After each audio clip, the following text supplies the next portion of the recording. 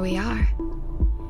This is S.x Love Psychedelics, and I'm your host, Dr. Kat, bringing you psychosexual conversations that will leave you intellectually turned on and hungry for more. I was reading some research recently around the levels of testosterone for men.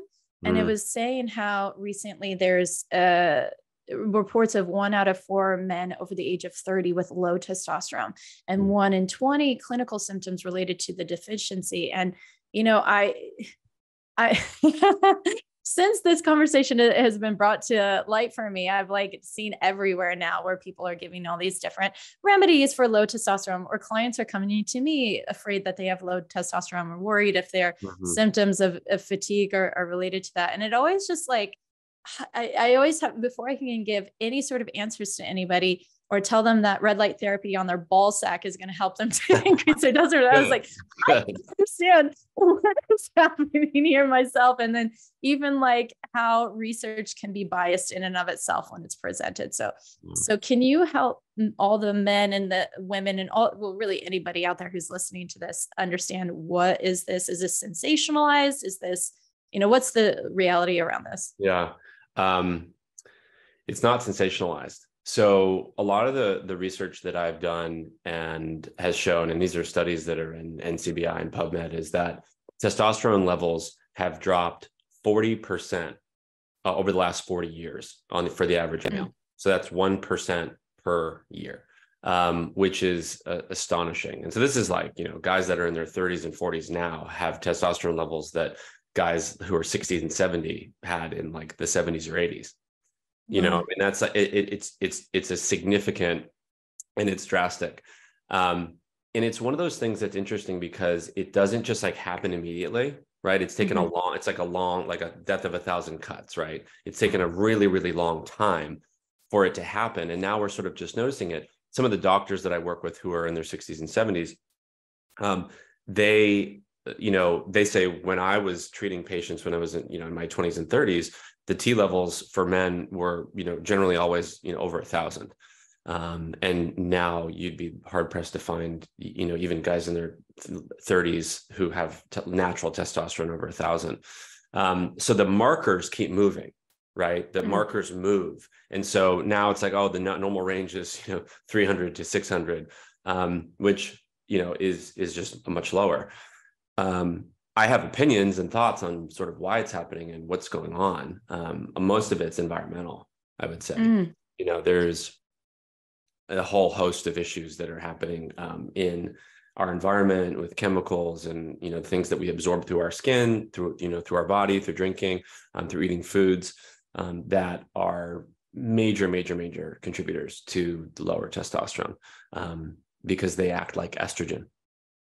Xenoestrogens, right? I've had somebody on my show talk about that. Yeah, xenoestrogens, phytoestrogens, they're chemicals that basically mimic the effects of estrogen, but they're everywhere. And especially in the United States, we have a real issue with it because we have no regulations on any chemicals whatsoever. Europe is quite good. Even China has better regulations against some of these stuff than the United States does, which is pretty embarrassing. But, over time, these things have been studied. This is parabens, this is phthalates, this is mycotoxins, this is atrazine that's sprayed in all non-organic crops. This is food dyes. This is the stuff that's in, sunscreen, 4-MBC and things like that. So you have, and even female birth control in the water supply, women urinate it out, it gets in the water supply and men are showering with it, so these are all of the factors combined, which are taking its toll on men. And what's interesting, Kat, is when you talk about it infusing a man's body with more estrogen, that's sort of antithetical to masculinity is defined by their testosterone. Testosterone is the male hormone. It is what makes a man a man. And so what happens is you're flooding your system with more and more estrogen as a man. And what these phytoestrogens do is they sort of in very simple terms, they kind of hap. They don't allow the testosterone to be converted, and they create less opportunities for testosterone to be available. And they're stored in fat. They love fat. So these phytoestrogens are stored in fat, which means that if you're obese or if you have more fat on your body, you're going to automatically have more of them in your system, which is pretty, interesting. So it's like, that's part of it. But, I all of them combined over the years, so like slowly inundating men's bodies with these chemicals, and it's deteriorating men's testosterone levels. And so it affects their behaviors, their emotions, their body, their drive, their will. Testosterone is kind of like the drive and the will and like the zest that you have for life, right? Like if you have higher levels of testosterone, it's going to accentuate whoever it is that you are. But when they're basically being dampened, every year over and over and over again, you're seeing it, I think, maybe systemically in our society, is that we're not a testosterone, driven society anymore. And the men don't have that sort of impetus. And so it raises a lot of other sort of issues and questions with like, well, where are we going as a society? But from a physiological perspective, tea is very important for men, not just like for lifting weights. It's important for everything, for sexual function, for their mental, it's linked to depression and things like that. Go ahead. Yeah, I was going to say, what constitutes low levels of testosterone? Like what would be a danger sign for that? So like in my personal opinion, it's like anything under 400 is usually pretty low. The other marker that I recommend men look at is obviously free testosterone. So most of your testosterone is bound. It should be about 2% of your testosterone should be free and available.